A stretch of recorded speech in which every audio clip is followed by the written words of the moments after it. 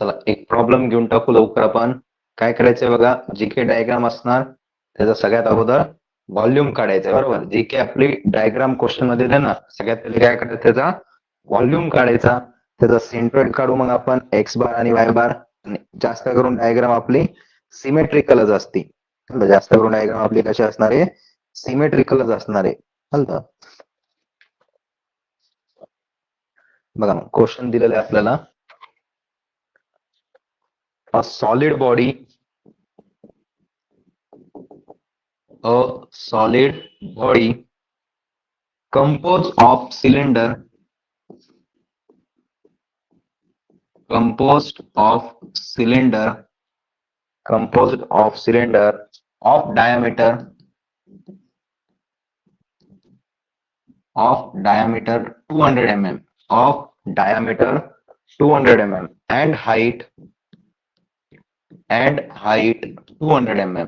म्हणजे एवढं जर वाक्य वाचलं त्याच्यामध्ये काय दिसतं आपल्याला, एक सिलेंडर आहे ज्याचं डायमीटर 200 mm आणि हाईट सुद्धा 200 mm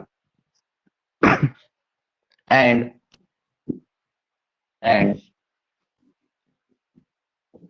a hemisphere at its end, at its one end, at its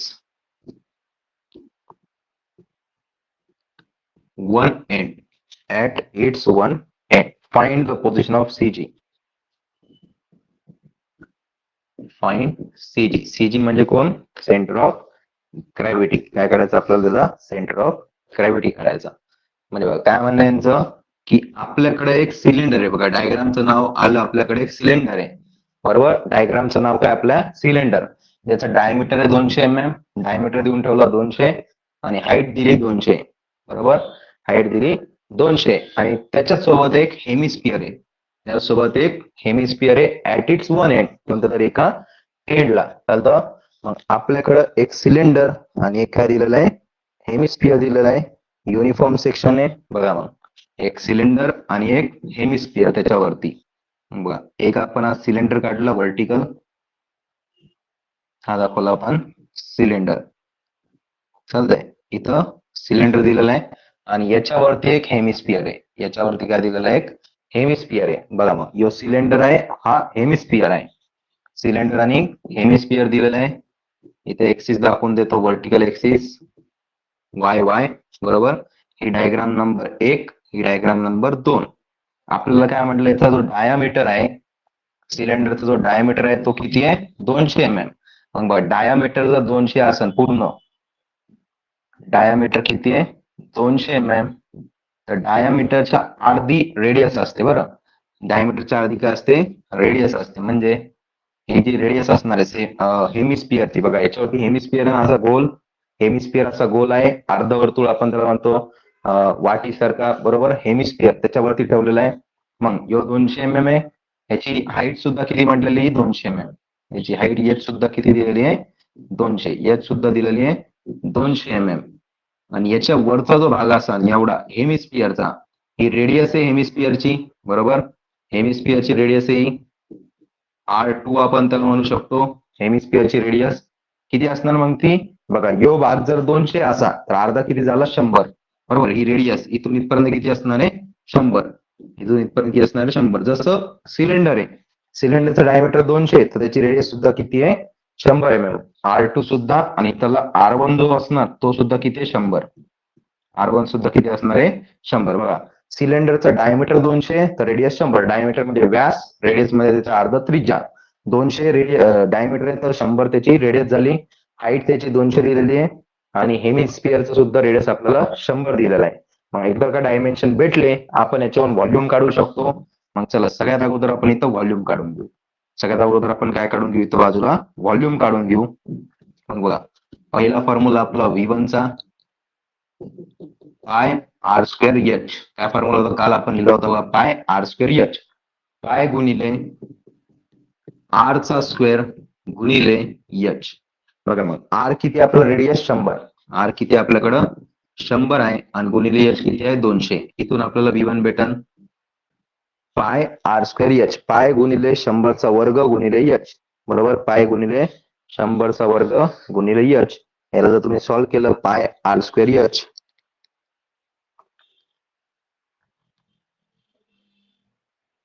ते तर पॉइंट मध्येच लिहा, 10 मध्ये नका लिहू. 2683,185.31 mm चा क्यूब, mm मध्ये म्हणून mm क्यूब. बघा पूर्ण लिहा. 6283,185 पूर्ण वाचा. 6283,185.31. दुसरा व्हॉल्यूम आपला हेमिस्फिअरचा. काल आपण हेमिस्फिअरचा सुद्धा फॉर्म्युला बघितला होता. स्पिअरचा असतो 4/3, हेमिस्फिअरचा असतो 2/3 पाय आर चा क्यूब. पाय आर चा क्यूब. बघा 2/3 पाय आर चा क्यूब. मग हेमिस्फिअर साठी 2/3 पाय, रेडियस किती आहे 100. रेडियस किती आहे 100. पुट करा व्हॉल्यूम साठी V2. इथून आपल्याला V2 भेटणार. बघा मग 2/3 गुणिले पाय मल्टिप्लाइड बाय 100चा क्यूब. ते तर 2094,395.10 mm क्यूब. आणि लास्टला व्ही काढायचा V1 plus V2. V1 plus V2 म्हणजे या दोघांची, याची आणि याची बेरीज करा. आता डायरेक्टली तुम्ही डायरेक्ट बेरीज करतो. बघा डायरेक्ट या दोघांची काय करतो, बेरीज करतो. 6283,185.31 प्लस 2094,395.10. दोघांची बेरीज केली 8377,580.41 mm cube. 0.41 mm cube. 8377,580.41 mm cube. चला आलंय सर्वांचं व्हॉल्यूम एवढं. बरोबर आहे, करेक्ट आहे. 8377,580.41 mm चा क्यूब. चला ज्यांचं नाही आलं त्यांनी एवढं लिहून घ्या, व्हॉल्यूम लिहून घ्या. सर्वांचा व्हॉल्यूम एवढा आलाच पाहिजे. चाललं, 4च फॉर्म्युले आपल्याला पाठ करायचे व्हॉल्यूमचे. एक सिलेंडरचा, यालाच डिवाइड बाय 3 केलं की कोन बनतो, त्यालाच मल्टिप्लाइड बाय 4 केलं तर इथं स्पिअर तयार होतो. आणि 4चे अर्धे 2 घेतले की तो हेमिस्फिअर बनतो. आर याच्या जागेवर आर ठेवायचं, मग आरचा क्यूब बनतो तो. अशा टाईपने आपण ते फॉर्म्युले सुद्धा पाठ केले होते. चला क्लिअर एवढं. चला बरोबर आहे. चलो पुढे. आता आपल्याला सॉल्व्ह करायचंय सेंट्रॉइड. आता इथं जर तुम्ही नीट बघितलं, त्याला मधातून कट केलं तर डायरेक्ट 2 तुकडे अर्धे अर्धे झालेले दिसते. म्हणजे सिमेट्रिक आहे. वाय ऍक्सिसला कसा आहे तो सिमेट्रिक आहे. It is symmetric about Y axis. बघा वाय ऍक्सिसला डायग्राम कशी आपली सिमेट्रिक आहे. मग इथं आपण डायरेक्ट असं मेन्शन करू शकतो. बघा यो पहिला पॉईंट झाला आपला व्हॉल्यूमचा. इथं मी दुसरा पॉईंट मेन्शन करतो, section symmetric about Y axis. बरोबर, वाय ऍक्सिसला सिमेट्रिक आहे. बघा जर तुम्ही असं उभा कट केला तर डायरेक्ट अर्धा अर्धा दिसतोय, तो एक्झॅक्ट अर्धा अर्धा दिसतोय. बरोबर, असं की वेगळ्या शेपने आहे. बरोबर, सेम सेम दिसतोय लेफ्टला पण आणि राईटला पण. मग आपण इथं डायरेक्टली म्हणू शकतो की एक्स बार आपला येणार, पूर्ण आडवं डिस्टन्स आहे 200, 200च्या अर्ध 100 mm, 200च्या अर्ध 100 mm. बरोबर, एक्स बार आपल्या इथं डायरेक्ट येणार 200च्या अर्ध 100 mm. चला पहिला समजला पॉइंट. आता फक्त उरला वायचा प्रश्न. फक्त कोणता प्रश्न उरला आपला आता वायचा. चला पहिला पॉइंट समजला. एक्स बार का बरं 200 आला, डायरेक्ट 200 भागिले 2 घेतला आपण, कारण की आपल्याला डायरेक्ट माहिती आहे तिथं की तो सिमेट्रिक आहे. वाय ऍक्सिसला कसा आहे तो सिमेट्रिक आहे, म्हणून आपण त्याला मधून कट केलं, सिमेट्रिक सेक्शन दाखवलं. एक्स बार बरोबर किती दिला 100 mm. Section symmetric about Y axis, therefore X bar is equal to 100 mm. आलं इथपर्यंत. चला आता नेक्स्ट जो पॉइंट लास्ट वाला तो असतो आपला वाय सेक्शनचा. आता वाय सेक्शन म्हणजे Y1 काढायचा सिलेंडर साठी, Y2 काढायचा हेमिस्फिअर साठी, नेहमी लक्षात ठेवा की जेव्हा आपण Y2 काढणार ते खालचं जे डिस्टन्स आहे 200 हे त्याच्यामध्ये प्लस होणार. हे काय होणार? प्लस होणार. फक्त आता लक्ष द्या बघा, Y1 म्हणजे सिलेंडरसाठी, त्याच्यासाठी फॉर्म्युला आहे H/2 बरोबर. जो सिलेंडर आहे, पहिला डायग्राम कोण आहे आपला? सिलेंडर. काल आपण लिहिलं होतं सिलेंडरचा फॉर्म्युला असतो H/2. लिहिला. Y2 म्हणजे हेमिस्फिअर. हेमिस्फिअरचा फॉर्म्युला आहे 3R/8. हेमिस्फिअरचा फॉर्म्युला आहे 3R/8 बरोबर. हेमिस्फिअरचा फॉर्म्युला काय? 3R/8. पण हेमिस्फिअरच्या खाली, हेमिस्फिअरच्या खाली आपल्याला इथपर्यंत यायचंय बरोबर. मग ह्यो 2 नंबरची डायग्राम हेमिस्फिअरची इथं आहे बरोबर. 2 नंबरची डायग्राम हेमिस्फिअरची इथं दिलेली आहे. मग इथपासून आपल्याला खाली यायचंय, आणखी इथपासून कुठे यायचंय? आणखी खाली यायचंय. कारण की हेमिस्फिअरचा जो फॉर्म्युला आहे तो यो आहे. एवढं डिस्टन्स 3R/8 एवढं असतं 3R/8. खालपर्यंत असतं का? नाही. मग आपल्याला हे खालीपर्यंत सॉल्व्ह करायचंय. 3R/8 खालीपर्यंत आपण घेणार, सेंट्रॉइड पासून खालपर्यंत यायचंय ते डिस्टन्स. मग ते खालीपर्यंत घ्यायचं म्हणजे H त्याच्यामध्ये 200 त्याच्यामध्ये ऍड करायचे, म्हणजे 3R/8 प्लस त्याच्यामध्ये 200 प्लस करा. पुट करू आता व्हॅल्यू बघा. H ची व्हॅल्यू 200, 200/2 100 mm, 200/2 100 mm. इथं पुट केली 3 गुणिले 100, R ची व्हॅल्यू 100/8 प्लस 200 mm. समजलं 200 कुठून आले? H ची व्हॅल्यू आपली 200 आहे, ती पुट केली. H ची व्हॅल्यू आपली किती आहे? 200 आहे, ती पुट केली. तर बघा 3 गुणिले 100/8 प्लस 200 ते तर 237.5, 237.5 mm आलं. एवढं 237.5 mm. चला आले Y1 Y2. समजलं. हेमिस्फिअरचा फॉर्म्युला 3R/8 असतो आणि त्याच्यामध्ये आपण प्लस खालची व्हॅल्यू 200 त्याच्यामध्ये प्लस केली. समजलं सर्वांना?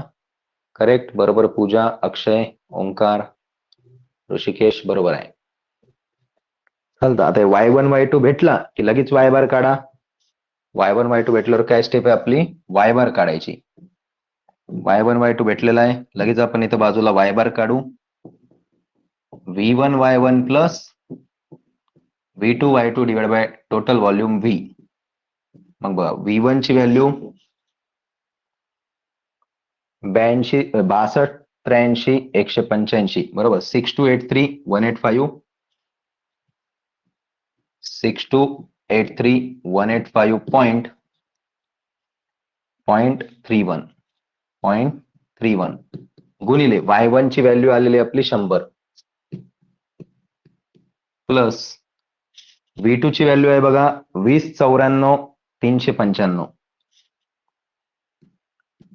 2094 395.10 गुणिले Y2 आलेलं आहे 237.5, 237.5 बरोबर. बघा V1 च्या जागेवर V1 ची व्हॅल्यू, Y1 च्या जागेवर Y1 ची व्हॅल्यू, V2 च्या जागेवर V2, Y2 च्या जागेवर Y2 असं आपण पुट केलं आणि टोटल व्हॉल्यूम V तो आहे 83,580.41 ऍज इट इज. याला कॅल्सी मध्ये पुट करा.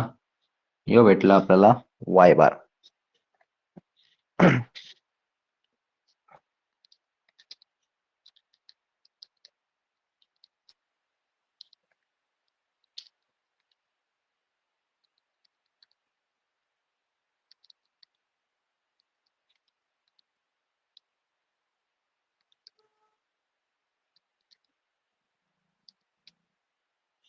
$134.38 चालतं.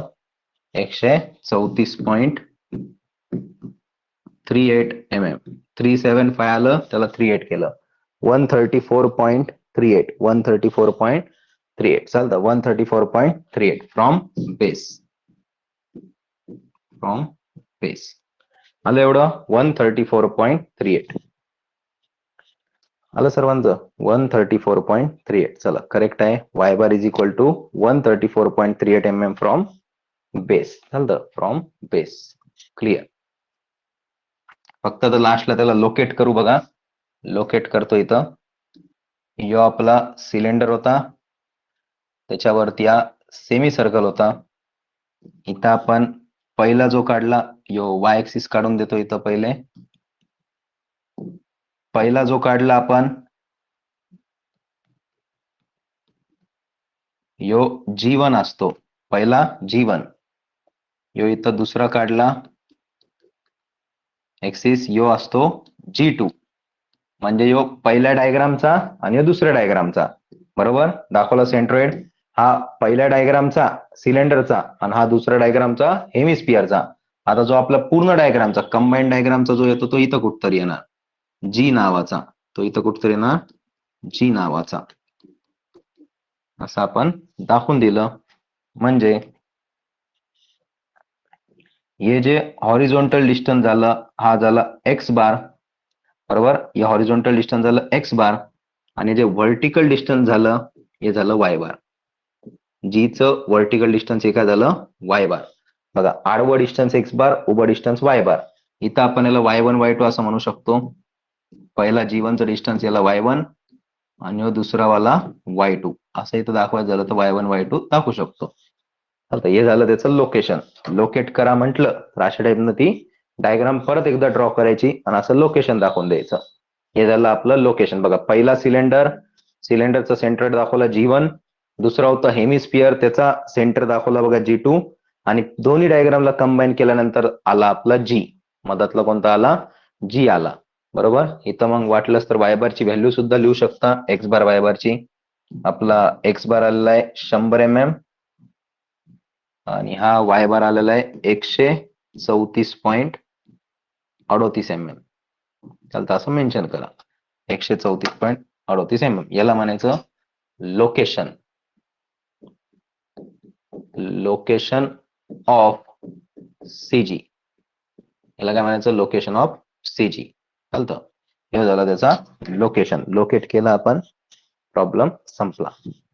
चला काल आपण एक प्रॉब्लेम बघितला त्याच्यामध्ये सिलेंडरच्या वरती कोण होता. आज आपण एक प्रॉब्लेम बघितला ज्याच्यावरती सिलेंडरच्या वर हेमिस्फिअर होता. चालन आता नेक्स्ट लेक्चर मध्ये आपण